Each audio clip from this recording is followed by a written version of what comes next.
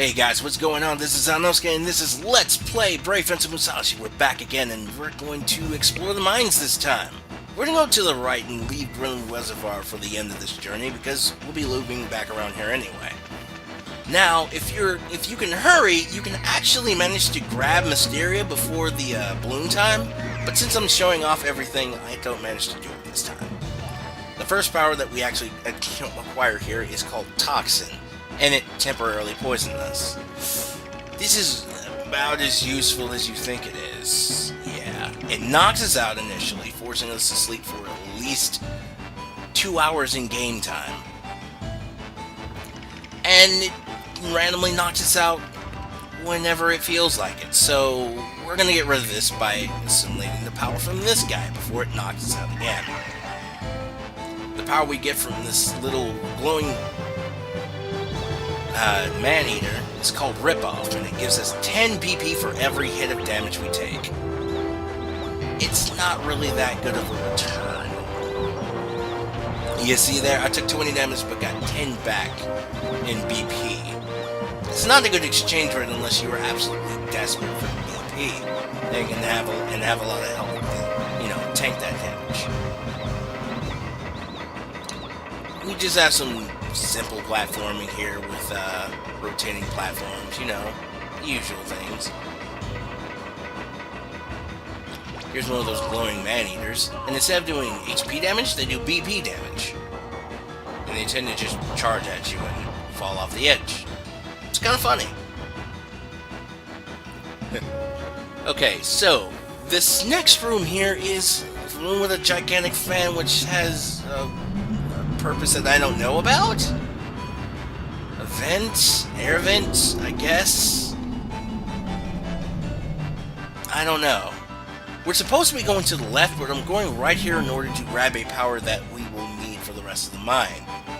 And in fact, if you're exploring this section of the mine, known as the scrap depository, you should be grabbing this power anyway. That green grease stuff down there is, I think, Bencholan. We do not want to be touching that Bencholan because it is very, very poisonous to us. In addition to doing the normal water damage that it actually does, it'll poison us, and yeah, I don't like dealing with poison, so we're gonna grab the power from this snake thing here, which is Antidote, fittingly enough. It works just like a normal antidote, except it costs BP instead of an item slot, which is good, because there's a lot of places where you can fall in the water and, well, poison yourself. Pressing the circle button will actually activate that and give you an instant antidote to you. Nah, I can handle it. And that's yet another memory box that we will never use for this LP, because I don't need to do so. Alright, so here's this section of the mine with the conveyor belts. And if you notice, the central water's just going crazy, so there must be somebody nearby. And I overshot the jump and fell, yeah. That's okay, because we've rescued another knight, Knight Brisket. Again, he teaches us a new technique, so yay. That's something that we're grateful about. Plus, he likes our sword. I can't fault a guy for liking our sword. Or swords. So we get another 5 BP increase from that Bencho field. I actually have a theory about Lumina. I think it is actually made out of a hardened Benchotite slash some sort of metal alloy. Because what else could break Benchotite except for something as hard as Benchotite? At least that's my theory. There's nothing substantiating this at all. So yeah.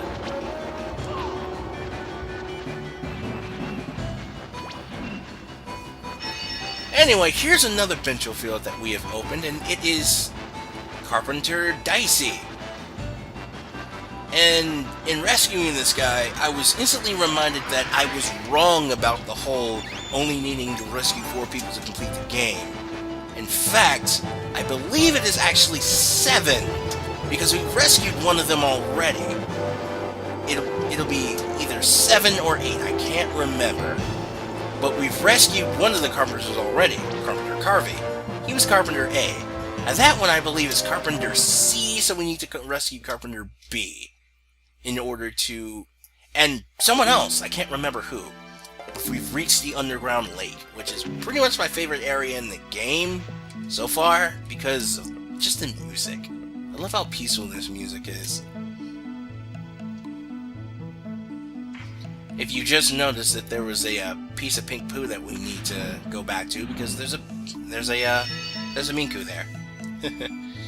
Anyway, here's Chief Gravy. He unlocks a food option at the grocery, and he's one of the 3 or 4 people that we need to rescue that actually unlock food items. You remember Farmer McRice? If we rescue somebody, I can't remember who, they unlock rice balls at the grocery, and they're actually pretty nice. An old glove. Another one of those mysterious items which will probably be not worth a lot. But hey, something to keep in mind. Okay, so instead of going immediately to Mysteria and try to see if we can grab it anyway, despite it being 2 o'clock, we're going to rescue this person behind this set of crystals here.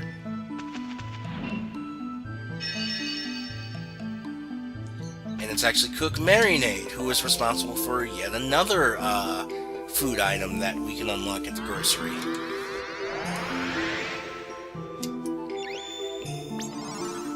And we are up to 260 now. And I believe that is 17 people that we have rescued so far.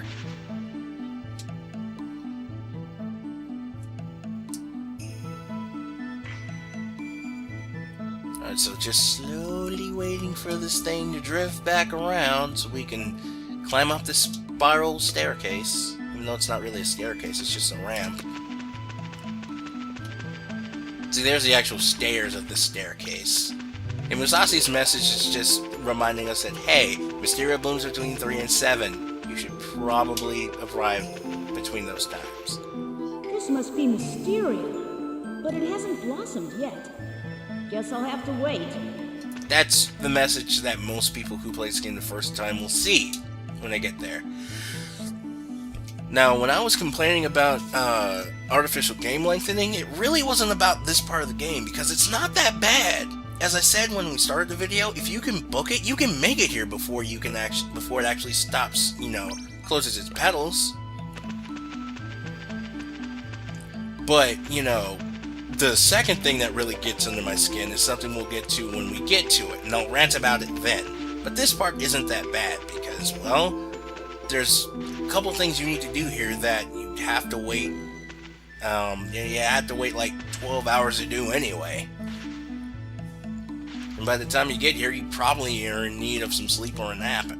So, yeah, it's not all that bad.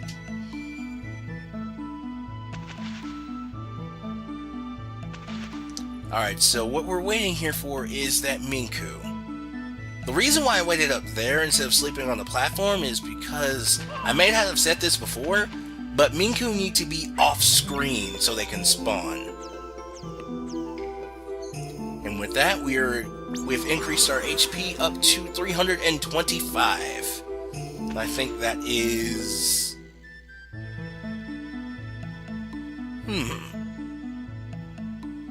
I think that's maybe 6 that we've gotten? 7? Can't remember. We'll check in with Shepherd Beefalo one of these days, and he'll let us know. Also, something that I didn't mention, if you actually don't remember to grab that longevity berry from the mayor after you rescue Steamwood the first time, that one is gone forever. So make sure you grab it. So anyway, we got Mysteria. And it never blooms again. Got it! Better take it to the mayor! No, I'm serious. If you come back here at a later date, in between those times, you won't get another Mysteria because you only need it this one time. So anyone else who gets bit in the meantime is kinda screwed over. Thankfully, I don't think that happens. Alright, so let's make our way to the exit. And I miscount the number of platforms, so I end up jumping off one or two too early. Yep. Jumped off too early, and I was like, oh. It really isn't that long of a wait, but it's just kind of annoying anyway. A good marker, look for that treasure chest. It's right before the entrance. There we go. Alright, so let's make our way back through these mines. Alright, and I've developed a system for these conveyor belts. Jump 3 times, walk to the end to where they have that connected to the wheel, and then jump. And you should be okay. You don't have to worry about falling off or something like that. Alright, so let's climb this wall here, and that sign down there is just wood saying, hey, don't climb this wall with swords. Yeah, we kinda got no choice. So let's make it up, let's make our way up through this fan, which doesn't hurt us, which is good. And let's make our way up here to this upper section. We have more mine and avalanche mayhem. I swear to God, if OSHA came around here, things would be, it would be fined so much. But anyway, they mix up the platforming here a bit with some spikes on platforms. And that jump is kind of impossible for me to make. So I try to jump off of here and make it to the next platform where I'd be able to actually get on. And I mess it up twice. Then I found out this jump actually isn't impossible, and I've been wrong all these years, and it threw me off. Anyway, let's just move on and avoid these rock slides, because, you know, rock slides. We don't want to be hit by rocks, they hurt. Alright, so here's this big poisonous lake of Benchalon here. And just so I'm not kidding around about it being very poisonous to us. Yeah, really poisonous. Also, we have these platforms here that are suspended on chains between these gears and stuff like that. Don't fall in a black space between them, because it can actually hurt you. Like so. You take 13 damage for every second you're on that belt, because your mercy and invulnerability lasts for about, I think, 0.25 seconds. I'm not sure. I haven't actually counted, that's just an estimate. But we've made our way up here to this upper exit to the mines. And where does this upper exit lead? Why, it leads to the Gorilla Reservoir. That's where it leads. And this path that T section is down there just leads to the initial T section. So let's go see what this Gorilla Reservoir is all about. It actually holds all the well's water, and that's where we find this thing. If you recognize the musical cues here, that is actually one of the scrolls. Yes, I am not kidding. That is a water scroll right there. And unfortunately, no, it's not reachable to us quite yet. I would have loved to tell this to my 9-year-old self, who spent about a cumulative 5 hours trying to figure out how to get to that thing. Or what felt like 5 hours anyway. But anyway, let's go ahead and exit the mine, because we've pretty much done everything we can do here right now. Alright, and then take a right here on, yeah, Musashi's part. And yeah, we're out of the mine. Yeehaw. Alright, so we've got Mysteria, so let's go ahead and give that to the mayor and just see what everyone has to say about this whole Tim being bitten by a Vambi situation. Here you are, Mayor. There's Mysteria. He's like, yeah, that's cool, but Hotello isn't back yet. You mind go checking on him? And we're like, nah, he's okay. He's like, yeah, maybe. I guess. I'll wait longer. Let's go talk to Hilda and see how she feels. And she's understandably distraught because she feels it's her fault because she locked him out of the house due to not following curfew. Welcome. What do you need? And though I understand her sentiment about following curfew, okay, I can't really blame her. Who could have saw that fanbees were going to come back from the dead? But anyway, we're going to buy ourselves a sea drink here because, well, we're at that HP level where it's more likely to heal us more than having a W gel. And we ask how Tim's doing, and he's got a really high fever, which is a bad sign. We'll come again. Next time we come, we'll have that cure in hand, don't you worry. Let's talk to Connors and see what he has to say about the situation. Yeah, what do you want? We want to know what you think about the situation. I just said that. Unbelievable, yeah. And you wanted them to attack you instead of him? When did you get a heart? Like, seriously, I've never seen that line of dialogue in this game before. Okay, so let's go ahead and appraise these gloves and see what they are. They are A gloves, which are army gloves. They're worth 700 Rand. We sell them. Yeah! Okay. That's all we need from you, Connors. We'll come back to you later, buddy.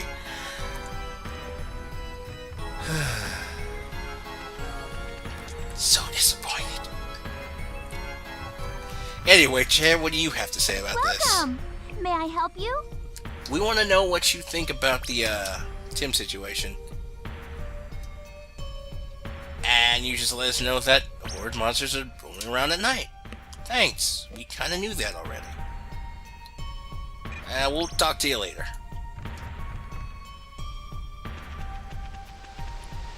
Anyway, let's go to the toy store because we have another toy that we can buy now. That I haven't bothered to buy yet. Hello.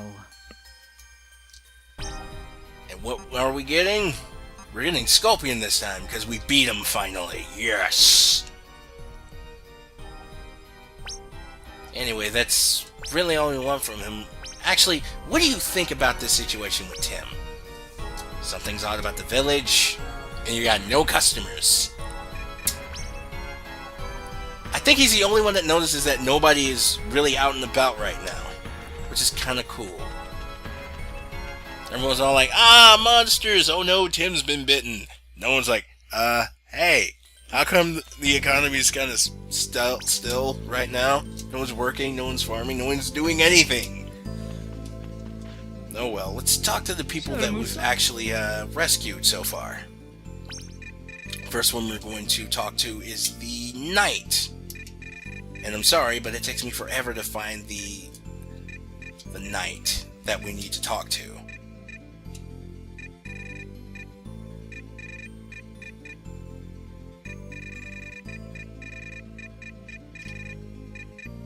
So we need to talk to Knight A, Brisket. He's going to teach us a new technique. What is it called? Tenderize. Sounds delicious. I'm so sorry.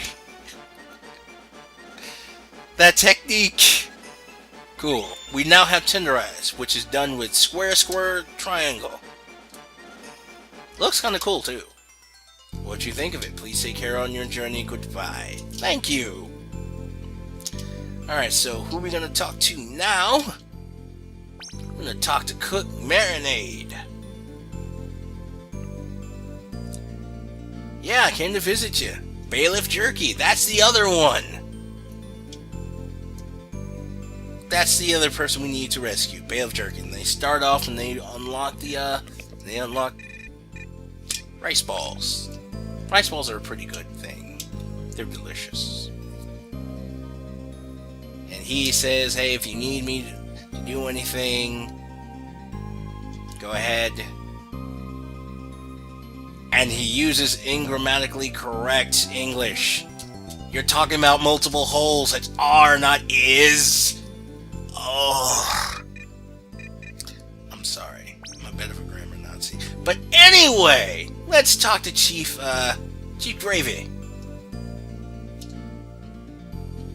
Yeah, I want some of that beef soup, but we can't eat it because we're not adults, and we need to grow a mustache, which is never going to happen, sadly. Actually, if anyone knows of a way for me to eat that soup, I'd be happy to know what happens. But anyway, this is me testing out a theory that I had earlier about it actually healing us fully, this SP recover, and I was right. It does. Which means free healing from this guy. Like, seriously. Either go here or go to sleep in your room. You don't even need to go to the inn, really. They have a whole bunch of redundant healing and stuff in this game. Just cause. Let's see, how many people have we rescued? 17! I was right, yes. No, that's about it. Press the wrong button there. Yeah, we'll take care, man. Alright, so let's go to my room real quick so we can rest up. Because we kinda need some good old rest right now. And for those of you that have been asking, yes, I'll show off the toys, but that'll be a little bit later.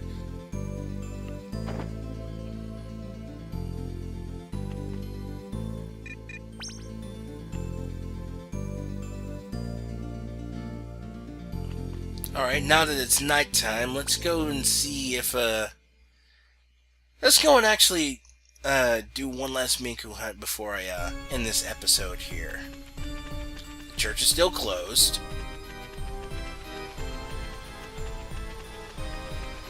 The night still belongs to these creatures called ghouls or vanbies. And nobody's gonna answer their door. Although I expect that normally because it is frickin' 11:45 at night. I wouldn't answer the door either. But anyway, let's make our way up to... I said, let's make our way up to Twin Peak Mountain. So we can actually go and grab one last Minku. Remember in the last video when Hotella was keeping us from exploring Twin Peak Mountain until after we got in Mysteria? Yeah, he's actually not there right now. So we're going to go ahead and grab this last Minku right here. For those of you who heard that cracking noise, I'm sorry. I'm kind of sore right now.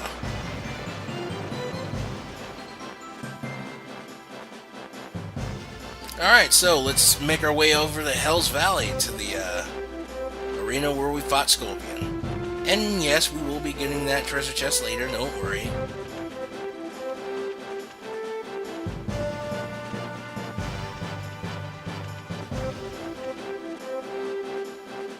Alright, and after 2.5 in-game hours, I managed to catch this Minku.